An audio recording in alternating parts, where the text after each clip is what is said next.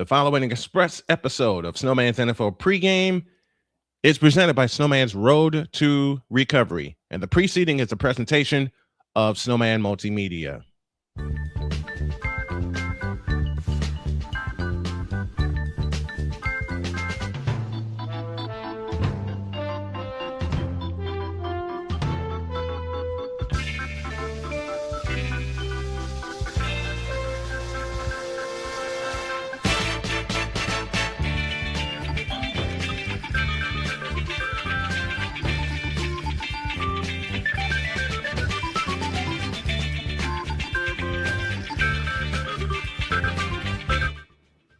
Good afternoon, everyone, and welcome to Snowman's NFL Pregame, Week 14. Can you believe we are 14 weeks in this doggone thing?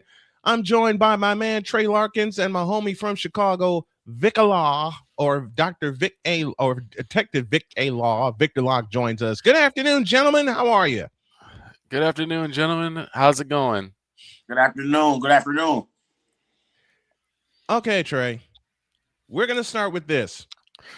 Since I have known you, which is now 8 incredible years, you have been my brother, and I love you dearly. Trey and I met in Cincinnati when I covered a game at Nippert Stadium. When I told him my favorite team was the San Francisco 49ers, he laughed in my face. And I mean this very playfully. I got to play around with you. I mean this very playfully. He said, "How can you be a fan of them?" And then I mentioned my reason, which, of course, is Joe Montana. Mm-hmm. And he hung his head and went, "Damn it." And all the times that the 49ers and Packers have met in the playoffs and in the regular season, because they met in the regular season in 2021. The first time Trey and I went at each other was 2019 when it was Sunday Night Football. The Packers and the 49ers were on a collision course. And all that week, Mr. Larkins let me have it.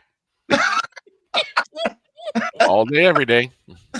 He let me have it. He said, "How are you going to feel when we beat you in your house on Sunday Night Football?" And then Nick Bosa forced the ball out of Aaron Rodgers' hands.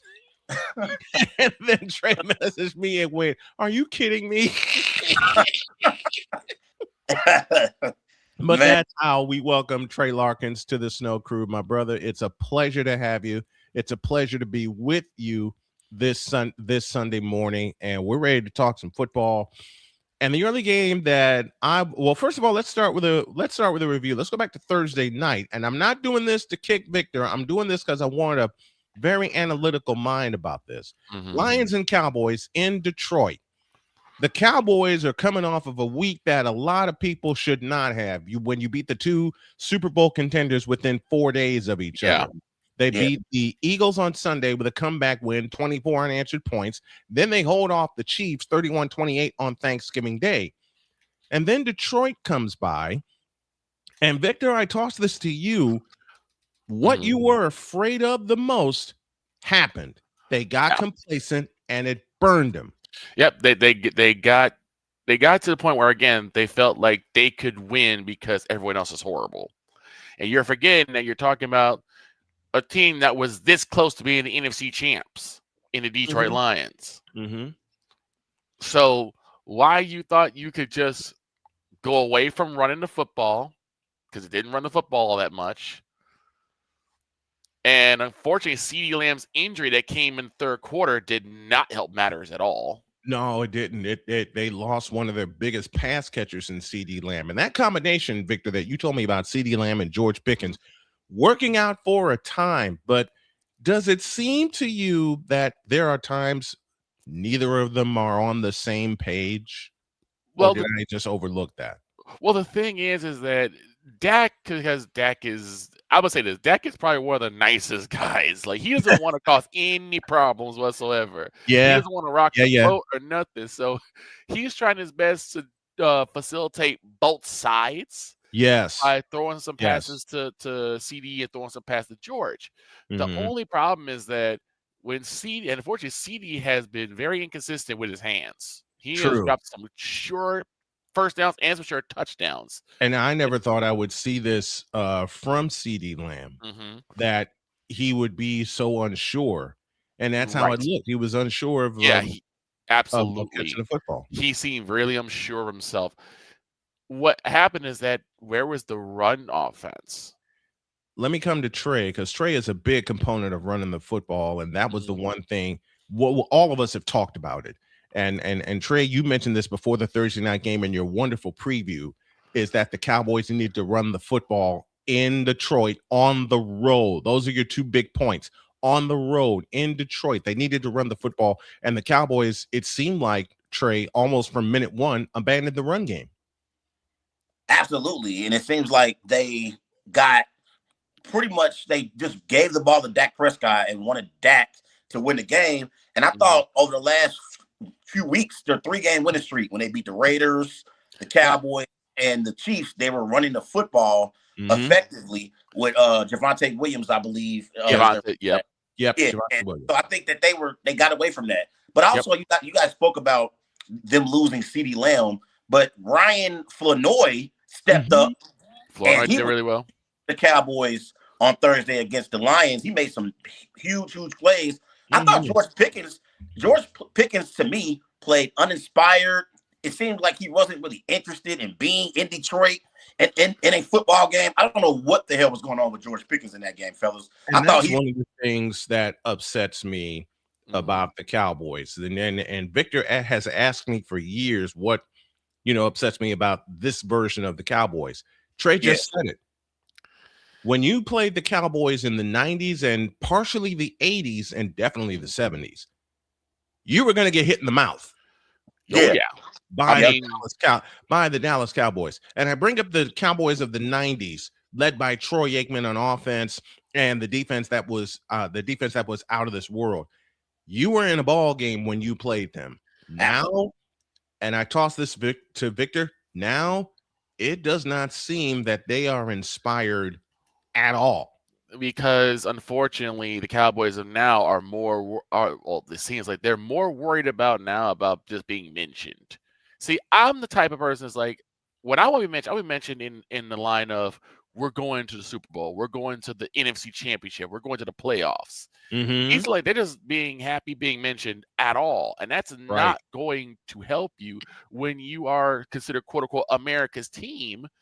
And yes, you're getting the primetime games, you're getting Monday Night Football, Sunday Night Football, Thursday Night Football, but that doesn't mean anything if you're not really in any prime position to make the playoffs. And right now, the Cowboys have a 9% chance of making said dance. And honestly, I don't see it happening. I don't see it happening either, especially when they surrender 400 plus yards of offense to a team that is number 2 in the league in offense in the Detroit Lions. 400 yards of offense, man. I mean, it's the Lions. We know what the Lions are capable of, and the Lions came off some embarrassing losses themselves. Yes, they have. If there was going to be a get-right game, it was going to be against us. Yeah, and we thought it was going to be Jahmyr Gibbs, but it was actually Jared Goff in the passing game for the Lions. So that was surprising as well. And then that's actually also one of the reasons why the Cowboys were on the 3-game winning streak, because of their defense. But they only got 1 sack on Jared Goff. Yep, they did not touch Jared Goff all night. They did not touch. That's because their offensive line. That's because their offensive line for the Lions is stout. And Trey, very stout. And Trey, you have said this so often. If you can keep your quarterback's uniform clean, you're going to have a great game. Jared Goff's uniform, and remember, they wore white uniforms on Thursday night. Jared Goff's uniform was quite clean. They only got to him once, and that was a coverage sack at that. For a lesson. That was a coverage sack at that. So what did Detroit do the next play on 2nd down and 17? They get 25 yards on a 1st down. They run right. Yeah, that was a problem. And the thing is, the Cowboys defense, they didn't even have many pressures.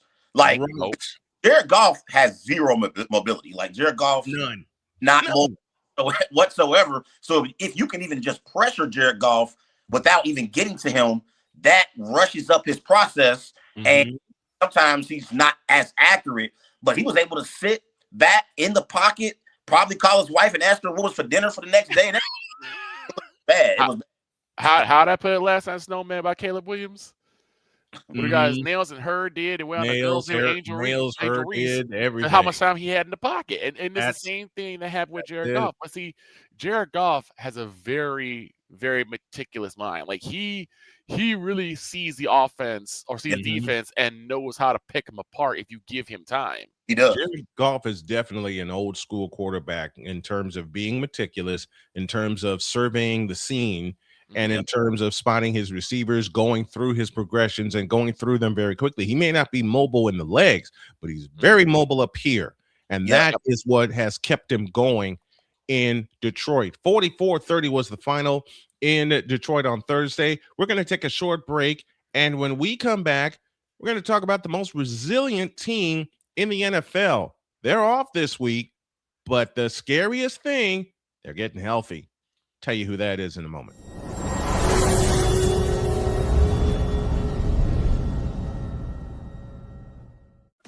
Drew Willingham.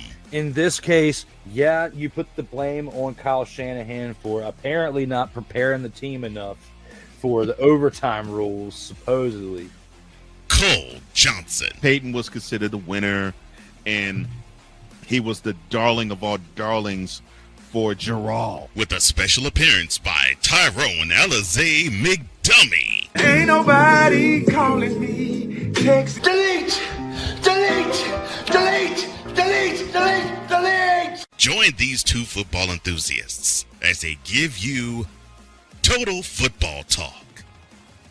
Live every Monday at 4 p.m. Eastern, 3 p.m. Central on the Sertoba Media and the Comey Media YouTube channels.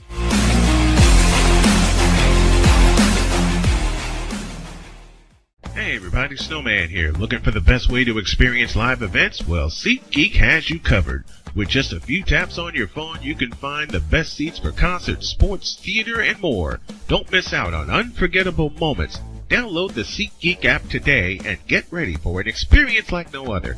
Each ticket is vetted for authenticity and ranked on a 1 to 10 scale. And right now, if you sign up and use the code Snowman, you will get $20 off of your first purchase. That's only through the power of SeatGeek, where fans can fan.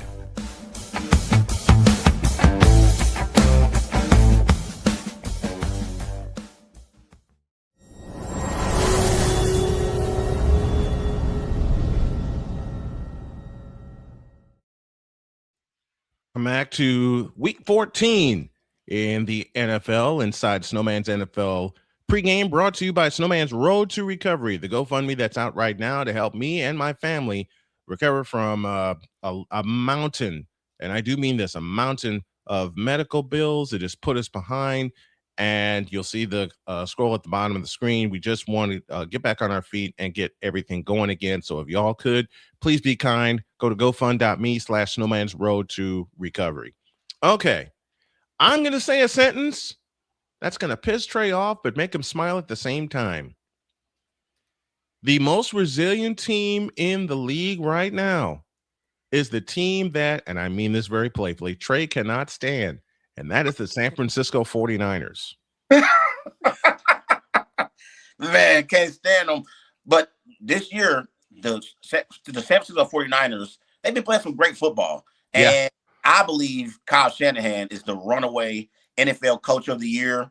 I know Shane Steichen's doing great with the Indianapolis Colts. Mike Vrabel has done great with the New England Patriots. But what Kyle Shanahan has been able to do with a depleted 49ers roster, to me, warrants him being the NFL Coach of the Year, because even the players who are playing now, like Brock Purdy and George Kittle, they've also dealt with injuries. I mean, Brock Purdy just now came back a few weeks ago from his injury. George Kittle missed some games earlier this season as well. And then on the defensive side of the ball, they lost Nick Bosa and Fred Warner, their two best players defensively.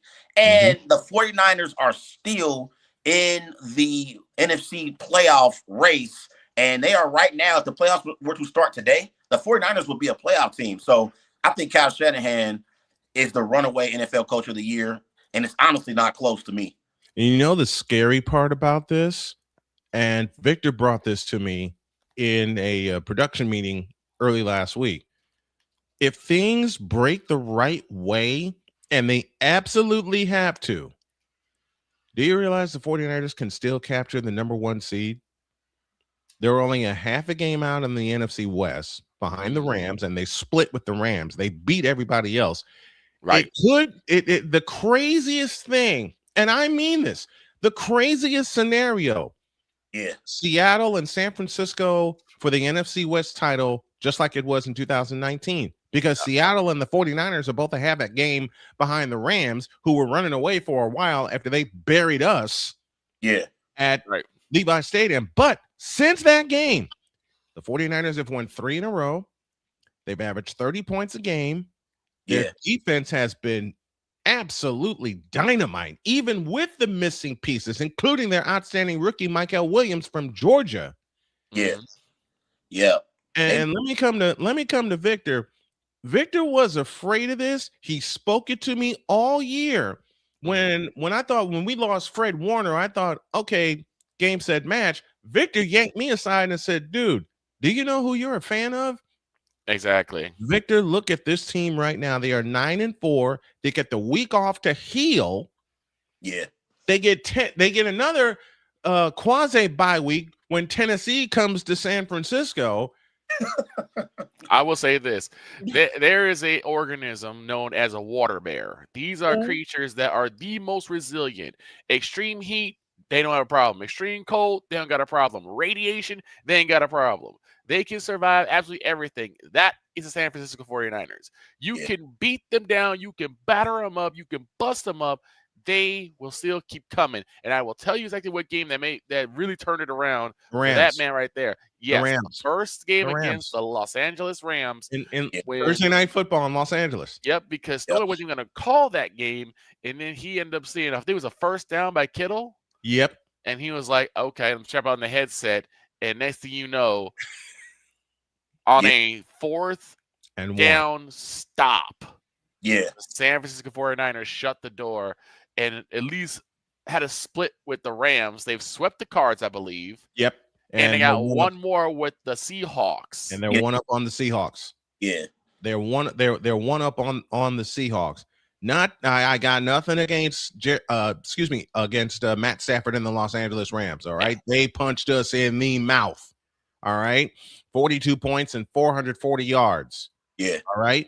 In the rematch in Santa Clara. But you're talking about a team that has been beat up since the summer. They've had a mass exodus the past 2 years.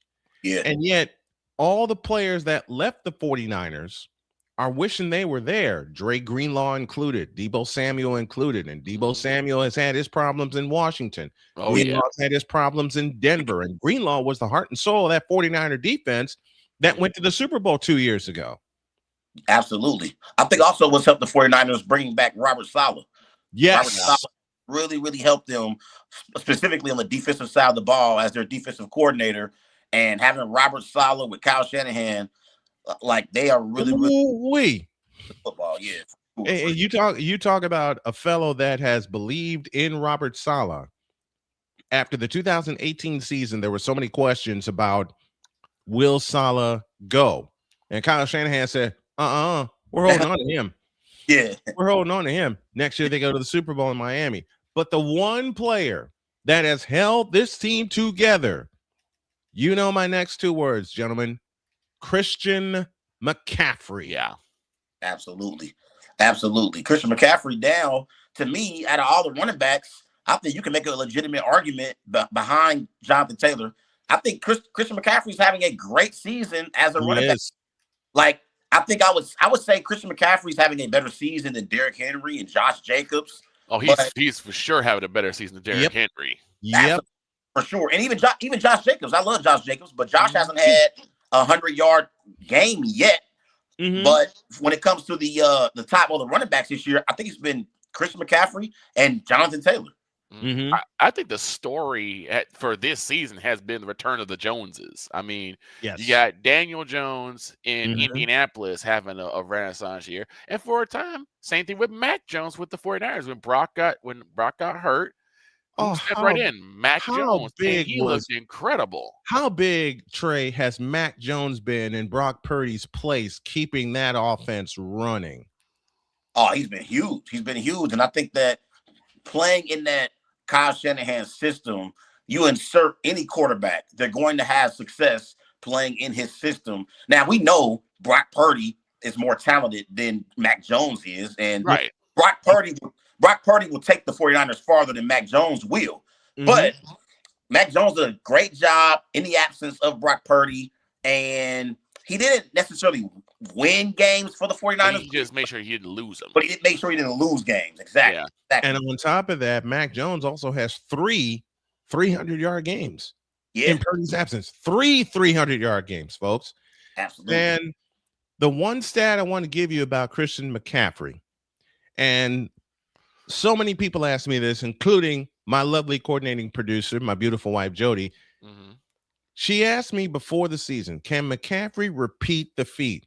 The feat being 1,000 yards rushing, 1,000 yards receiving in the same year. Right. Well, let me tell you this. He's sitting at 849 rushing and 806 receiving. And, wow. The next team they facing is Tennessee. Is the Tennessee Titans. One of those is going to 1,000 by the end of that day. Just a moment. They get Tennessee after the bye, and then they come here to Indianapolis in what's going to be a shootout with the Colts.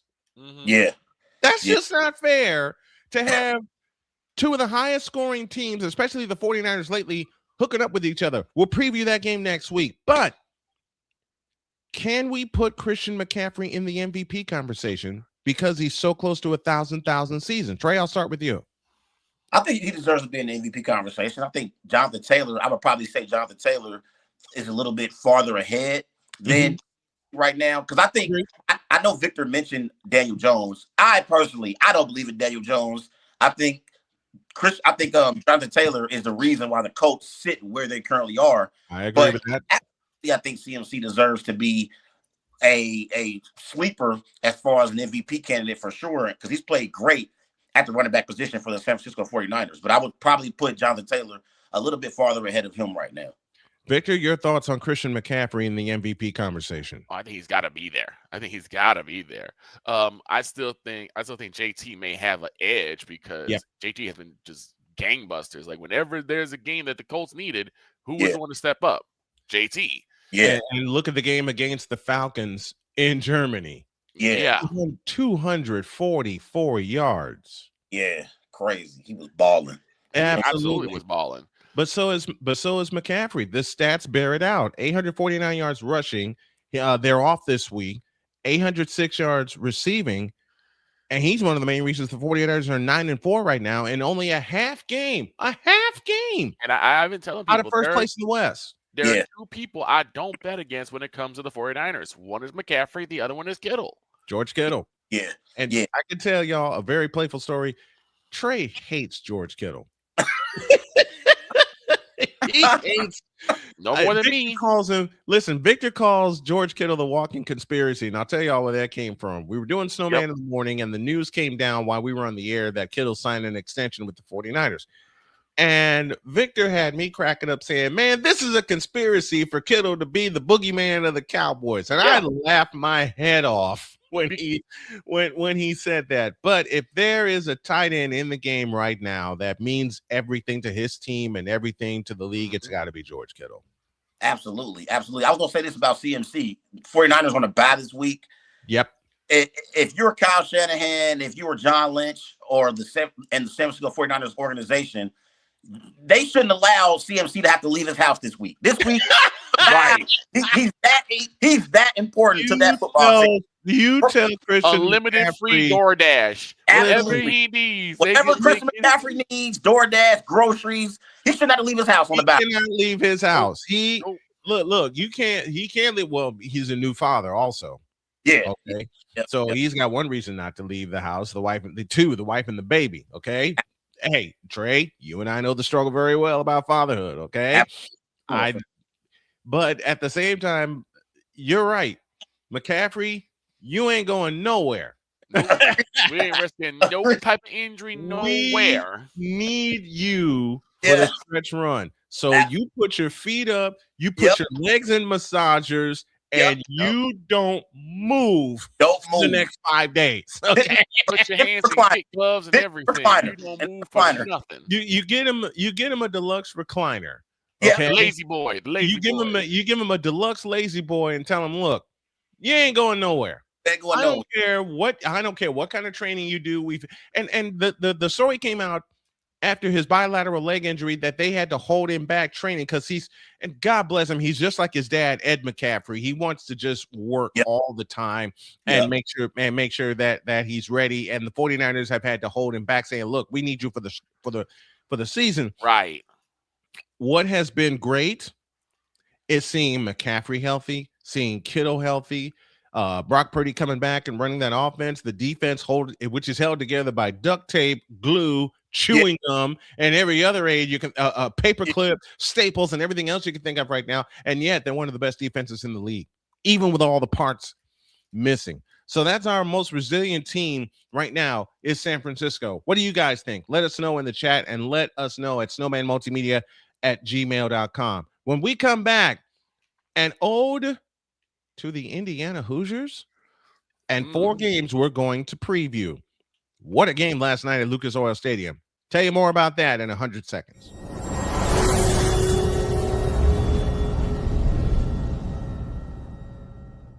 Join the transporter to Hades. Your butt and gut becomes one.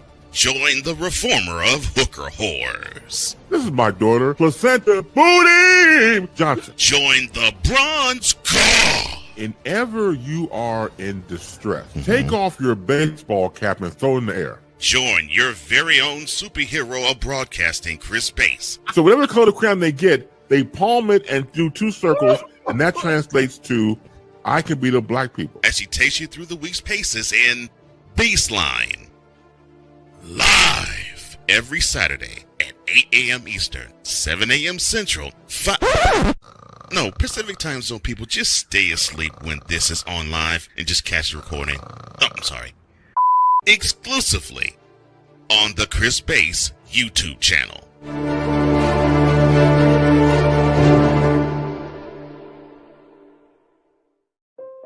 Mom was always very self-sufficient, but we started noticing things were off. I was forgetting my responsibilities at work. I told Mom we should visit a doctor. Alzheimer's. It was hard to hear that. Early detection gave us time to seek information and support as a family. I've never felt more connected with Mom. If you or your family are noticing changes, it could be Alzheimer's. Talk about seeing a doctor together.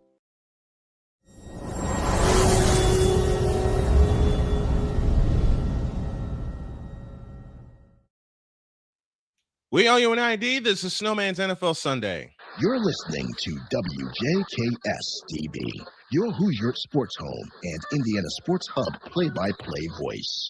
Welcome to the folks in Indianapolis, Indiana. And speaking of Indianapolis, fellas, tell me how. And I sat here and called this game last night. Tell me how the Indiana Hoosiers, A, held Ohio State to 10 points, and B, they won. How many minutes are in the game? 60. The problem is, it seems like the Ohio State Buckeyes only played 45 minutes. If you think about it honestly, they only played 30. Yeah. Because they were great in the first half. Yeah, and they were defensively sound too. Last night was the first game Ohio State trailed in the second half, and they trailed the entire way. When you can't convert on 3rd and 4th and short, you don't expect to win that game. Unfortunately, Ohio State got stuck by a wall when they got to 3rd and short. Yeah. And 4th and short, because remember, they failed on 4th down twice. Yep. And I thought that Hoosiers defense did a great job getting after Sane, the quarterback for the Buckeyes, and they held Cardinal Tate to under 100 yards. I know Tate had the 1 touchdown. Yes. But when you go up against the Buckeyes, usually Jeremiah Smith and Cardinal Tate both have great performances. Well, it was only Jeremiah Smith last night. Jeremiah Smith had over 100 yards receiving. They held Cardinal Tate to under 100 yards receiving, and they got 5 sacks. So I thought the Hoosiers defense did a great job against the Buckeyes offense, specifically keeping Cardinal Tate in check. And they kept their running game in check. Less than 50 yards rushing last night. Mm-hmm. Strange to say about an Ohio State team that has less than 50 yards rushing. And nothing against Julian Super Saiyan, who played his heart out last night. But that Indiana defense, as Trey said, and Victor, I'll toss this to you, the Indiana defense set the tone last night. Even though they trailed at the half, they set the tone early. Yep. Set the tone early and set the tone often. And that's what really hurt the Buckeyes, is that once that tone got set, it was hard to keep up. Oh, man. Indiana, you gotta really applaud their never give up attitude, because any team who is getting beat up that many times in the first half would have packed it in for the second. Easy. And who just says, no, we are number 2, but we really want to be number 1, so we're going to show you why we deserve to be number 1. Man, that had this. Okay, let me pose this question. Mm-hmm. With everything that was on the line last night, a number 1 seed in the CFP, and we'll definitely talk about that later. The Big Ten championship and the Heisman Trophy all hung in the balance. Yep. Mendoza, I think, has cemented his Heisman Trophy with the performance last night against the defense that kept coming after him. Absolutely. Mendoza played great last night. And I thought he made timely plays for the Indiana Hoosiers offense, and they were able to have 17 first downs for the game. And the Buckeyes defense didn't play bad last night, but I thought Mendoza made key plays, and they came out in the second half. They scored the touchdown, and I think that's what really propelled them to this victory. But Mendoza made some key plays. It wasn't perfect last night for the Hoosiers, but I thought he made big pivotal plays at big moments in the Big Ten championship. And that's the biggest reason why the Hoosiers were able to beat the Buckeyes last night. And how about a shout out to Charlie Becker? 6 catches, 134 yards, including 2 big ones in the fourth quarter that put the game away. Yeah. How about a shout to Charlie Becker out of Nashville, Tennessee? What a game he had last night also. Absolutely. And guys, let me ask you guys a question. I remember it was 13-10. The Buckeyes did get inside the red zone, and it was 4th and 1, and they decided to kick the field goal. They obviously missed the field goal, but I was thinking to myself, like, should they go for this? Like, what do you guys think about that? Well, obviously, Ryan Day decided to go for kick the field goal and try to tie the game up, but I was thinking maybe you should try to win the game here and go up 17-13. What did you guys think about that? I was split. It could have gone either way. You got either way, and usually when you're in a situation like that, just take the points and push forward. You take the points in that situation, because who knows if you're going to see the ball again, right? And then that point, until the end of the game, they did not. And speaking of which, the CFP rankings are out. The number 1 team, the Indiana Hoosiers, the Big Ten champs. Yep. Yeah. And on that particular drive, remember the Buckeyes, they took over like 6-7 minutes on that drive, and they came away empty. And they shanked and the shanked field goal sealed the doom for Ohio State. Indiana in. James Madison is in. Miami is in. Notre Dame is out. And that's the thing. It seemed like the old boys were all in cahoots together, because if Indiana wins, there are a lot of these teams that you've never really heard of. Get in, get to the floodgates open, basically. Yes. Say it again, Victor. Say it again, man. Open, and now some teams are coming in that you're like, wait, how did you get in? Just ask Indiana. So Ohio State kind of looks like the fool here, because they lost a game that Baltimore probably shouldn't have lost. Right. And now another team that was a front runner in the Notre Dame Fighting Irish is also out. Is out. The 4 buys go. Okay, the bracket is out. We're going to talk about it here briefly before we get to our NFL games.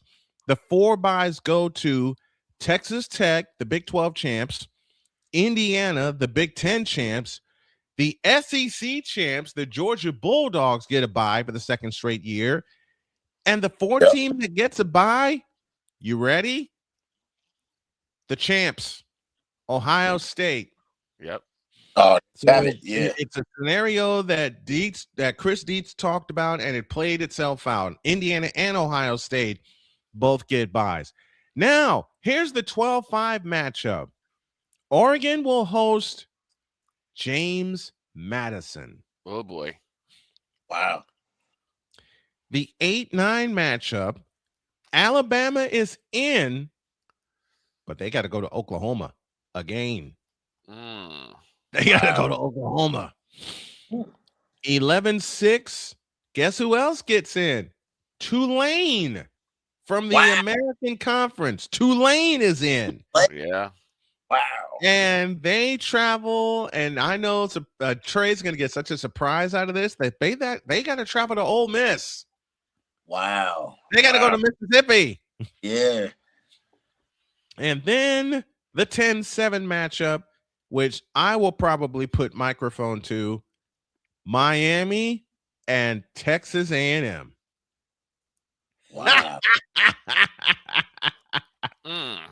James Madison and Oregon's winner will get Texas Tech. The Alabama, oh my God, the Alabama-Oklahoma winner gets number 1 Indiana. Wow. What?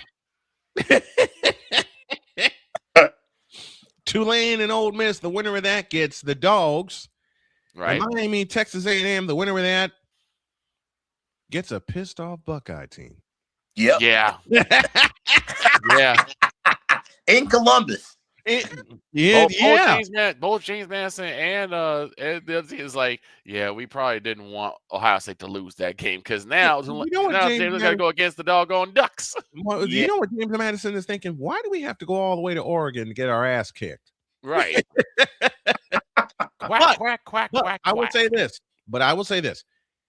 If Yale can come back from 35-7 down and beat Youngstown State, there's nothing that says James Madison cannot go to Autzen Stadium. That's true. And spring the upset.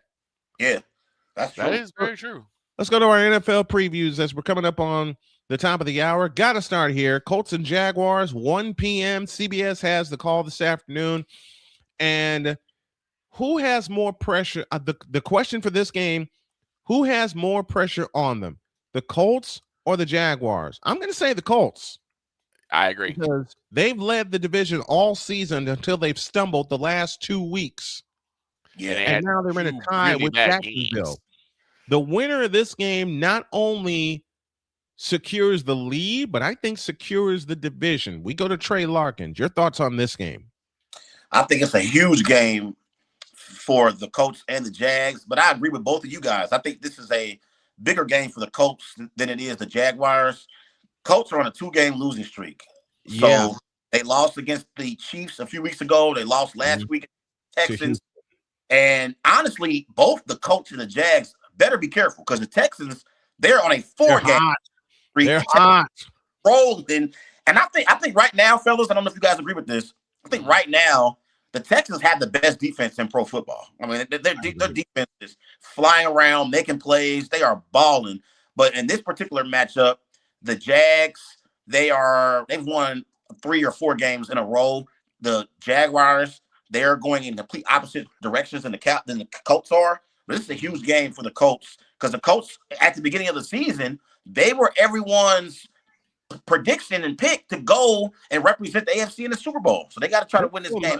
They're still my pick. I think this is going to be a get-right game for the Colts and Jonathan Taylor. Jonathan Taylor's got to touch the ball at least 25 times. At least. The stat of the game, and thank you to A. Pizzo, a.k.a. Alex Putnam, for giving us this, is that the Colts have not won in Jacksonville since 2014. I believe that ends today. I say let's make some score predictions. I see Indianapolis 31, Jacksonville 28. Trey?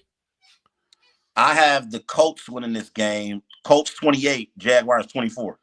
All right, Victor, your score prediction. I'm going to say 35-28 in favor of the Colts. And here's the big thing. The Colts had two bad. It's not just that they lost those two games. They lost them bad. The one coming like basically close to overtime. Actually did take overtime in the Chiefs. But that game against Houston, there were lots of cracks in the armor. And you know Jacksonville's chomping at the bit to expose those cracks. Yep. Let's go to Sunday night. Let's go to Sunday Night Football. There's one game I'm saving for last. Let's go to Sunday Night Football, and we're in Kansas City. The Houston Texans and the Kansas City Chiefs. 8:20 is your kickoff tonight. Old Snowman will have the headset on for that. Houston can go into Kansas City and win this game.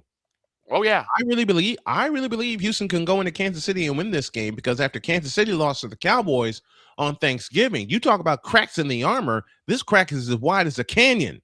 Yeah, I mean, let me go to Victor first for his preview of this game. Houston, Kansas City, Sunday Night Football. I mean, the two teams that came off wins against the Colts, like you said, the Chiefs losing to us and the Cowboys, you know that they're embarrassed, so they're going to come up upset. But the thing is, what weapons do you have? Because I have not seen, I don't know if Travis Kelce's just like doing a lot of wedding planning, but he is certainly not playing a lot of football. He's not. I don't see him on the field nowhere, so you're probably going to have to go Xavier Worthy. Isaac Pacheco's got to touch the ball a lot more. You guys have got, the Chiefs have to keep Patrick Mahomes upright. Yes, because if he has a dirty uniform tonight against Will Anderson and that Houston Texans defense that fly to the football all over the place, especially the past 5 games. Yep, there's going to be some problems. And I got Houston winning. I have Houston winning this game in Kansas City. It'll take a walk-off field goal, but I say Houston 31, Kansas City 28. Wow. See, this game is interesting because, like I said earlier, the Texas defense, they are elite. Mario Edwards Jr., Will Anderson, Danielle Hunter, Sheldon Rankins. I mean, their defensive front arguably is the best defensive front in pro football.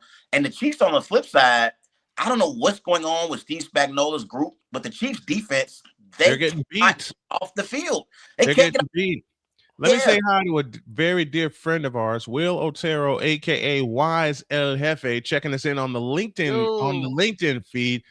Oh, my brother Wise, we love you very much. I love you personally, my man. Thank you. And of course, he greets Victor the same way, Vicala. And Wise was such a big part of my recovery. When I was out from surgery, he took the chair along with Cole and kept Snowman in the morning going. So a shout to Wise El Jefe tuning us in this morning. I have Houston winning 31-28. Trey, your thought. Trey, your score. Chiefs 27, Texas 21. It could go either way. Victor, your score, your analysis and your score.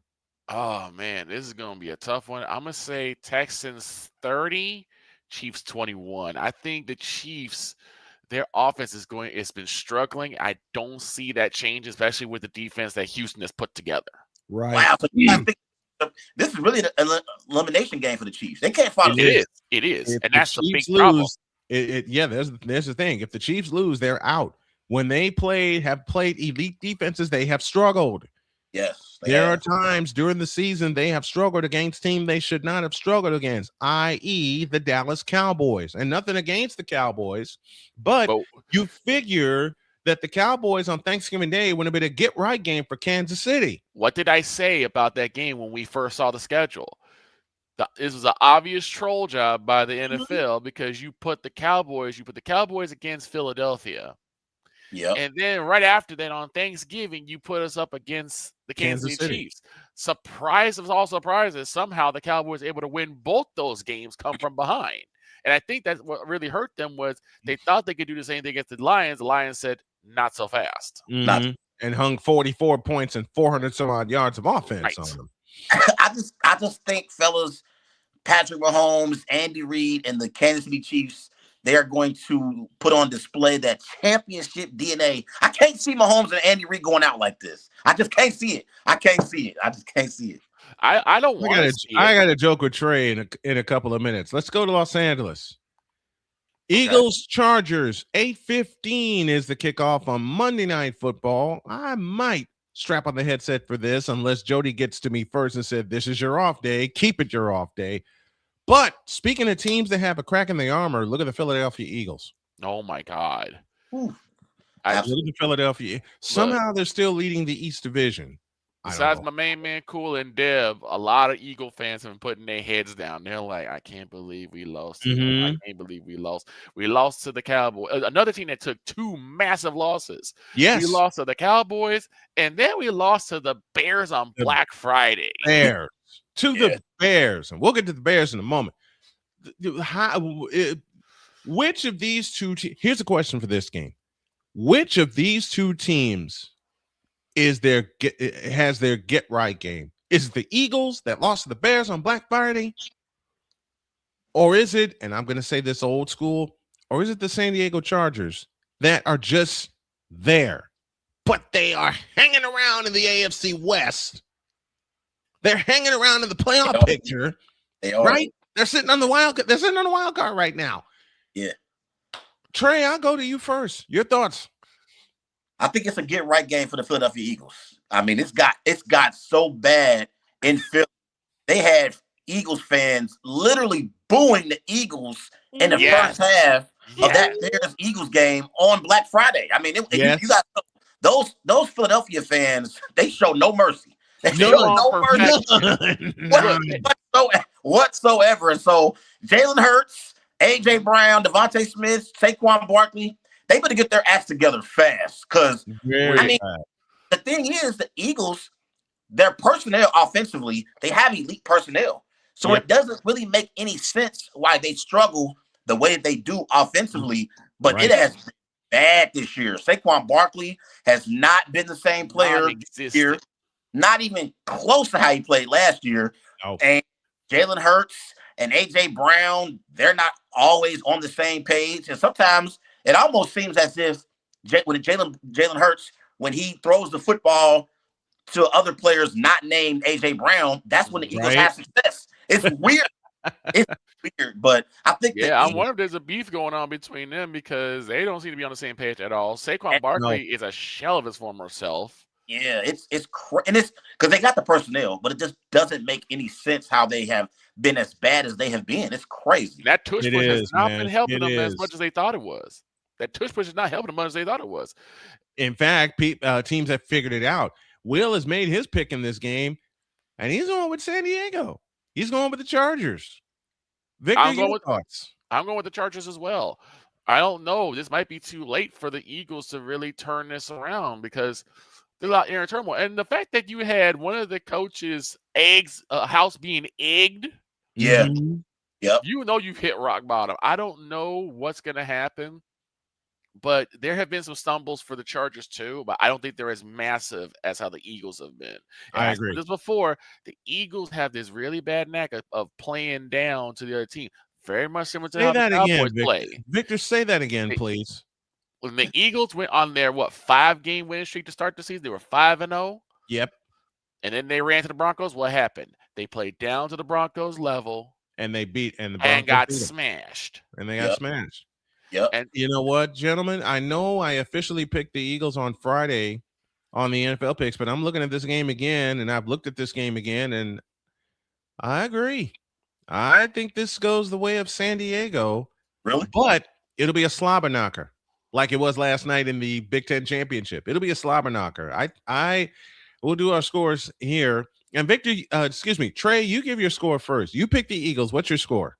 I got the Eagles 24, Chargers 21. I was going to say this too real quick, fellas. Remember 2 years ago, the Eagles, they spiraled at the end of the season 2 years ago. They did. And remember they lost in the wild card game against the Buccaneers. Against the Buccaneers, yep. Last year, the opposite happened, though. Last year, they got hot and they rolled all the way into the playoffs and rolled all the way to the Bowl. But, man, it's been bad. This is looking more and more like 2023. But I do expect them to win Monday night. Eagles 24, Chargers 21. And here's the other thing about that Eagles season when they spiraled. They were 10-1. Yeah. And they lost. They were 10-1. And then week 13 showed up. And they had to play these guys. They did. Yep. And Brock Purdy of the 49ers socked them in the mouth. They did. They never recovered. They never thank you, Trey. You just said the key thing. They never recovered after that beatdown in Philadelphia by San Francisco. Wise with the thought. Always after 2,000 yards the following season, a running back has an average following season, and he's absolutely right. Every running back that's rushed for 2,000 yards has not had a follow-up season to that. Kenneth Clark is with us. Gage Asbury is with us. Sick Diggy as well. We know Wise El Jefe hanging out with us as we get ready to close the door here. Victor, your score for this game. Ooh, this is going to be a tough one. And honestly, I don't know if this is going to be even that high scoring. I'm looking at 21-14 in favor of the Chargers. I say I'll go even lower than that. I'll say Chargers 17, Eagles 13. Wow. When the Chargers are on point defensively, they hold a team down. And their run game has really stepped up for them. Yeah, it has blossomed. The reason I say 17-13 is that this seems like one of those games where if you look at it on paper, it could be a 40-50 point game. But you factor in the cracks in the armor in the Eagles offense, and you figure the cracks in the armor in the Chargers offense. This could be what Ohio State and Indiana gave us last night. Exactly. It could be one of those kind of games. Wise says 28-24 Chargers. I think that was Victor's score, or you said 21-14. 21-14. Oh, 21-14. You said 21-14. Justin Herbert had hand surgery this week. He had hand surgery. How is that going to affect him? How is the Chargers game going to step up for Justin Herbert? Now watch. We say all this about Justin Herbert, and he lights the Eagles up with a 400-yard game. Right? Just because he heard us. One more game to get to, and it's the one that'll be one of our features here today, and it's this one. The frozen tundra of Lambeau Field. My buddy Wayne Larrabee will have the call for the Packers radio. Bears and Packers, basically first place rides on the line in the NFC Central. The Packers are getting hot at the right time. Right. And the last thing you want to see, and every team in the league can say this with the quarterbacks they've had over the decades and decades of problems they gave everybody, are Rodgers, now Jordan Love. You don't want to see a hot Packers team now.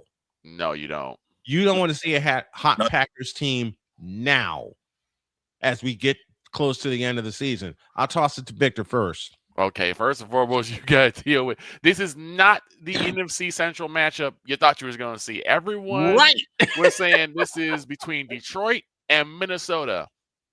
All of a sudden, the Bears says, "Hey, we're here too." Green Bay says, "Hey, we're here too." The only caveat for the Packers is there's that still really glaring loss of the Cleveland Browns.